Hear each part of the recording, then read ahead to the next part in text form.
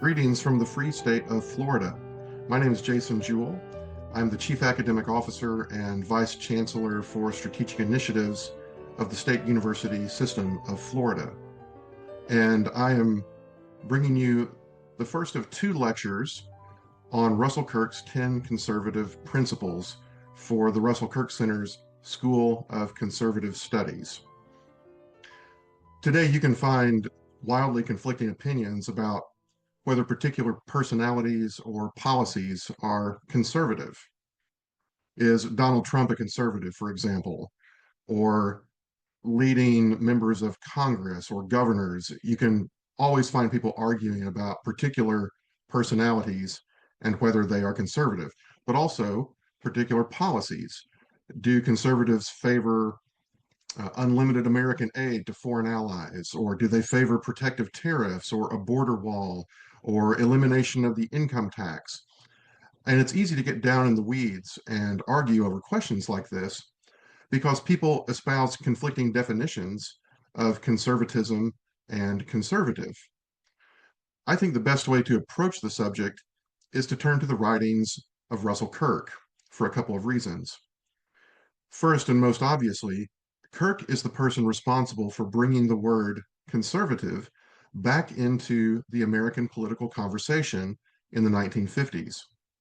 Hardly anyone in the United States was willing to identify himself as conservative before the publication of The Conservative Mind in 1953, but many were willing to do so after Kirk redeemed the term. Second, Kirk's treatment of conservatism is not narrowly political. It's broad and holistic. It includes literature, the arts, religion, and other important aspects of the human experience. I know all this can be frustrating to people who are immersed in policy or the day-to-day of practical politics. But Kirk's message is precisely that a healthy politics flows out of a prior grounding in an accurate conception of what it means to be a human being. And we don't get that accurate conception from reading policy manuals. So, as we get into our discussion of Kirk's 10 conservative principles, remember that we're taking a step back from the issues of the present day to consider the permanent things. That's a phrase that Kirk borrowed from T.S. Eliot. At the outset of his essay on the 10 conservative principles, Kirk insists that conservatism is not an ideology. In fact, he writes that it is, quote, the negation of ideology. We ought to make sure we understand what Kirk means by this statement because many people dispute it. Today, many people, and especially academics, use the term ideology in a very broad way to apply to any set of ideas or any pattern of thought. So they assume that conservatism is an ideology and they scoff at the notion that it could be the negation of ideology. But Kirk uses the term in its older and we might say its purer sense. The term ideology was coined by an early 19th century French thinker named Destutt de Tracy, who was very influential during the time of Napoleon and up into the 1820s. Tracy used it to mean a set of propositions deduced from some sort of speculative first principles. So Kirk is saying conservatism is not that. So what does he think conservatism is? Well, let's look at his first conservative principle. Conservative principle number one states the conservative believes that there exists an enduring moral order. That order is made for man, and man is made for it. Human nature is a constant, and moral truths are permanent. Now, I have heard very smart people dismiss this principle as being hopelessly vague. And they'll ask questions like, well, who doesn't believe in an enduring moral order? But I think Kirk is saying quite a lot here. And if we understand this idea in context, we'll see that large numbers of people actually do disagree with it. So remember that Kirk wrote this essay in the context of the Cold War. The Soviet communists taught that morality is part of an ideological superstructure that changes and adapts whenever the material foundations or the substructure of society advance. As philosophical materialists, the Marxists believe that there is no human nature in a metaphysical or ethical sense. To them, moral truths are not permanent. In fact, they're not even truths, but merely a product of power relations under current material conditions. So, with his first conservative principle, Kirk excludes the adherence of the ideology that was official dogma for billions of people around the world. But even in the American context, progressive elites had already begun to reject the notion of human nature and permanent moral truths. They spoke then and now of morality as something that is socially constructed, by which they mean merely an imposition of powerful people's subjective preferences and not pointing to anything real or true. As a longtime observer of academia, where theories of this kind can germinate for decades before spilling out into broader society, Kirk understood what was afoot among cultural elites. He lived into the 1990s and was around to see the sort of soft relativism that manifested in expressions like, what's true for you may not be true for me. Kirk also wrote eloquently against the legal theorists who like to talk about the living, breathing Constitution that allegedly grows and changes with the times in response to society's evolving collective consciousness without any need for a formal amendment process. To Kirk, this sort of thing was nonsense because the Supreme Court cannot discover new rights in the emanations and penumbras of the Constitution any more than society can discover new moral truths. Kirk also warns against the what he called the clever self-interest that can run wild if the conviction of an enduring moral order is lost in society. His example here is 5th century BC Athens, a period that included a so-called golden age, but also the building of cruel empires and the catastrophic Peloponnesian War. Kirk calls this period a period of atrocities and disasters resulting from a disregard for justice and old-fangled moral order. So that's conservative principle number one. The second of Kirk's 10 conservative principles is that the conservative adheres to custom, convention, and continuity. So anyone familiar with Kirk's writings knows that he was a great admirer of the 18th century parliamentarian Edmund Burke. In reaction to the radicals behind the French Revolution, Burke wrote letters, speeches, and books championing the value of tradition. One of his most memorable metaphors was that of the contract of eternal society. It's the idea that human society is an ongoing partnership between those who are living, those who are dead, and those who are yet to be born. Kirk put it this way. Here's a quote. Order and justice and freedom, they believe, are the artificial products of a long social experience, the result of centuries of trial and reflection and sacrifice. Thus, the body social is a kind of spiritual corporation comparable to the church. It may even be called a community of souls. Human society is no machine to be treated mechanically. The continuity, the lifeblood of a society must not be interrupted. End quote. This vision stands in sharp contrast to those of Burke's contemporary Thomas Paine, who believed that the use and fruits of the earth were purely for those alive today. The dead have had their turn and should no longer constrain our actions. The unborn are mere potentiality. We should change our institutions and practices to suit ourselves, without much concern for who came before or who will come after us. Yuval Levin's book, The Great Debate, is a good summary of these contrasting ways of looking at society. Why is Burke right and Paine wrong, according to Kirk?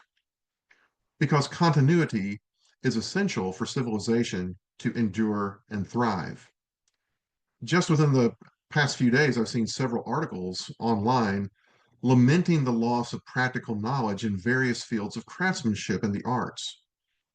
Supporters of the so-called industrial policy complain that Americans have forgotten how to do certain kinds of manufacturing.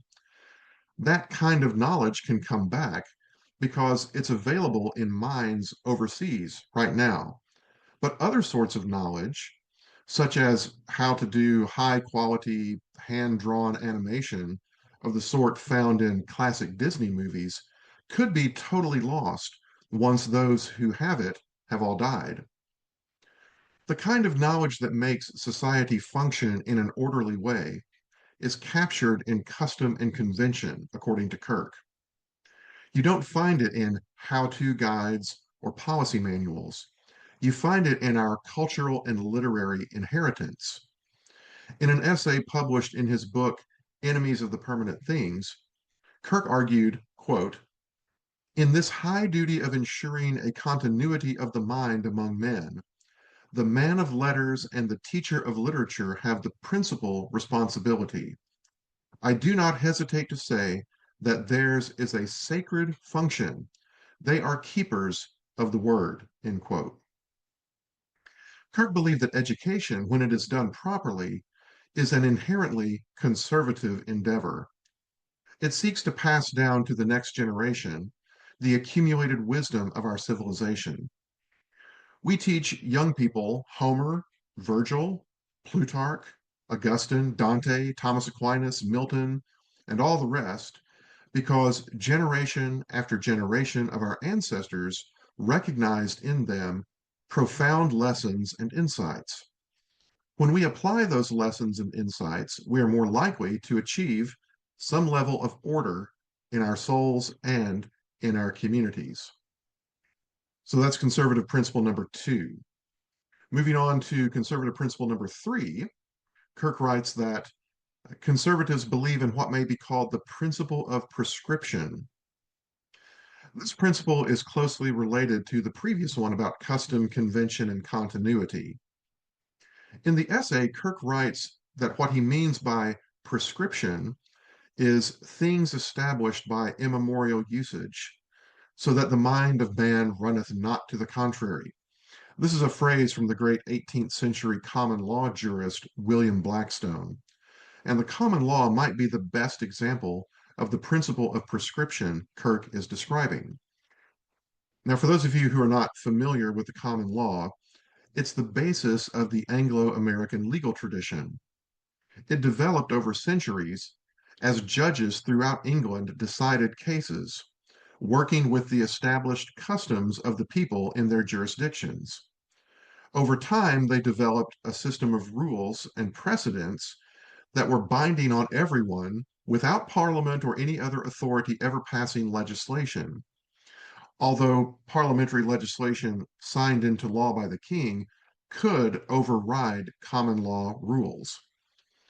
Certainly, the common law was never a perfect system, but by and large, it has served Britain and America for somewhere between 800 and 1200 years, depending on which scholar you believe. So when moderns and rationalists demand to know who first came up with the idea that 7 years is the magic number for when the law should treat a cohabiting couple as married, Kirk is perfectly comfortable answering, who knows? It doesn't matter. What matters is that the prescription about common law marriage in general has served society well for a very long time, and that allegedly rational arguments in favor of changing that guideline are unlikely to bring about a net benefit if they are adopted. As Kirk writes, quote, we are unlikely, we moderns, to make any brave new discoveries in morals or politics or taste.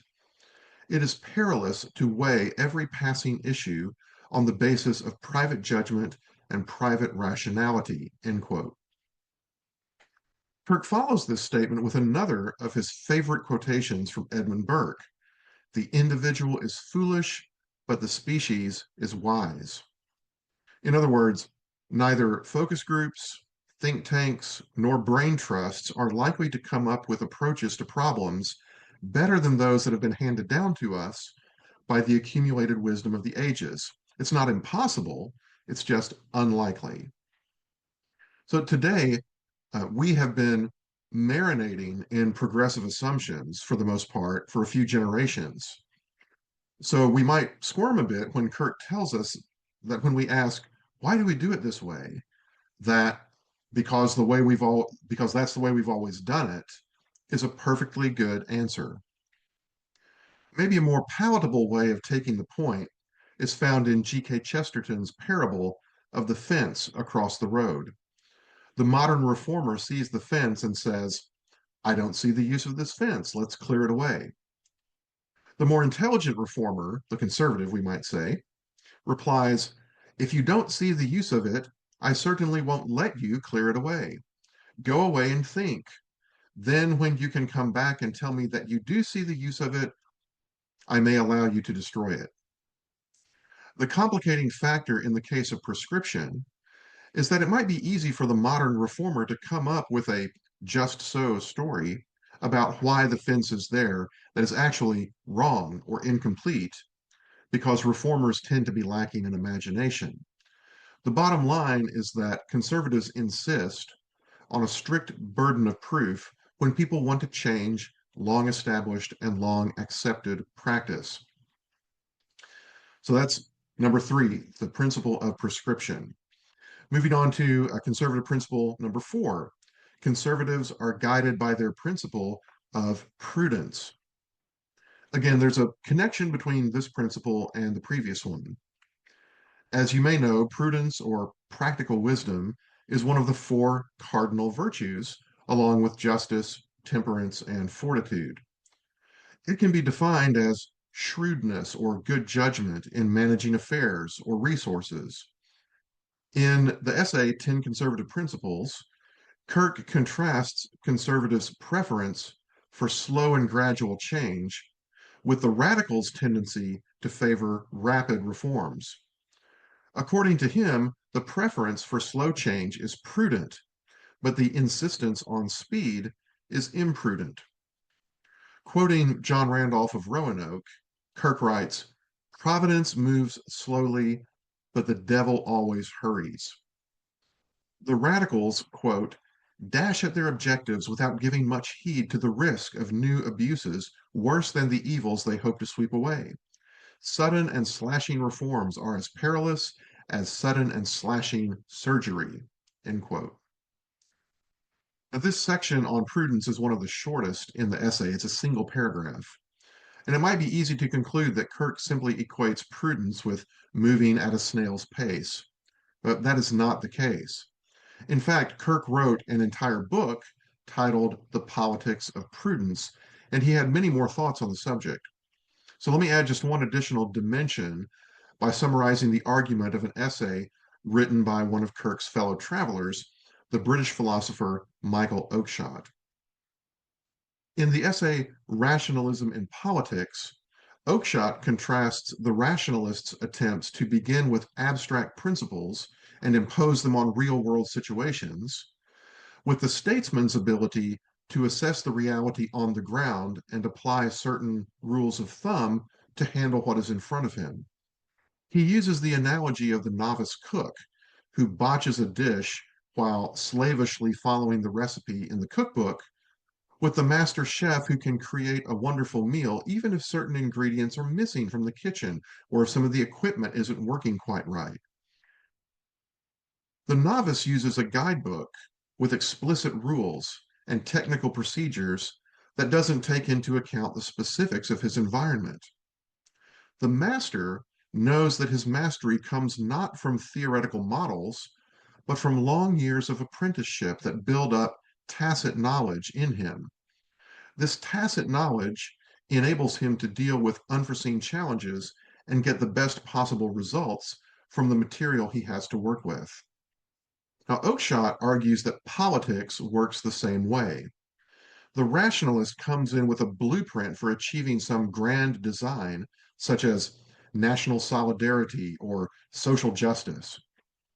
This blueprint has been derived from some philosophical system that relies on abstractions and is not tailored to the specific circumstances of the political community the rationalist wants to change.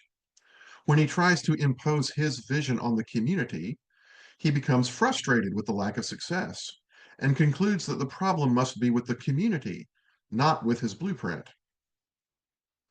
So at this point, you should be seeing connections between Oakeshott's rationalists and the ideologues that Russell Kirk critiqued in the introduction of his essay. Kirk calls for statesmen who have the practical knowledge of the kind Oakeshott's master chef displays. Only a leader who understands, appreciates, and even loves the particular features of his society's culture, while also being devoted to the permanent things, is best suited to judge what kinds of reforms are appropriate and how far they should go. So, prudence is the fourth conservative principle. Conservative principle number 5. Conservatives pay attention to the principle of variety. So these days we hear a great deal about diversity from people in the political class, and especially from those on the left. One frequently encountered mantra is diversity is our strength. The people who utter bromides like this have a particular kind of diversity in mind, the identity markers of race, gender identity, and sexual orientation. The proponents of this kind of diversity paradoxically want to impose a uniformity on society in the sense that every institution and community is urged or called on to accommodate or even embrace and celebrate this diversity. So, for example, the notion of single sex institutions, such as a women's college or the Boy Scouts of America, is said to be defective or problematic. And it is advanced as an article of faith that the exclusion of a particular sex from any institution is illegitimate and harmful, not just to would-be joiners of the excluded sex, but to the current members of the institution who are denied the opportunity of being enriched by the presence of the opposite sex. Similarly, any institution that does not celebrate same-sex marriage or welcome and affirm expressions of every variety of sexual orientation is presumed to be unjustly discriminatory and is to be put under social and sometimes legal pressure to become more open in this sense. So, this insistence on diversity breeds a particular kind of conformity or uniformity. This is not at all what Russell Kirk had in mind when he celebrated the principle of variety. In fact, he contrasted variety with what I have just described. Quote, the narrowing uniformity and deadening egalitarianism of radical systems, end quote. According to Kirk, the only real equalities are equality before the law and our equality in the sight of God. Everywhere else, inequality is the norm, and attempts to make everyone equal harm society.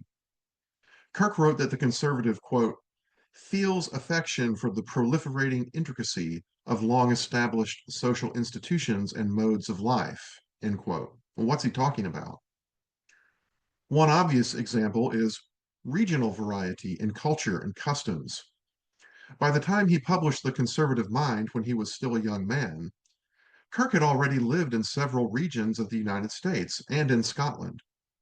Even today, the Midwest, the South, and the West have significant cultural differences, and these were even more pronounced in the 1940s when Kirk spent time in each of them. It's clear from Kirk's writings, both his nonfiction and his fiction, that he did feel an affection for each of these regions and their distinctiveness. He also wrote appreciatively of New England and other regions where he did not personally spend much time. Kirk's affection for this sort of variety was not a facile cultural relativism of the sort that we often see on display among commentators today.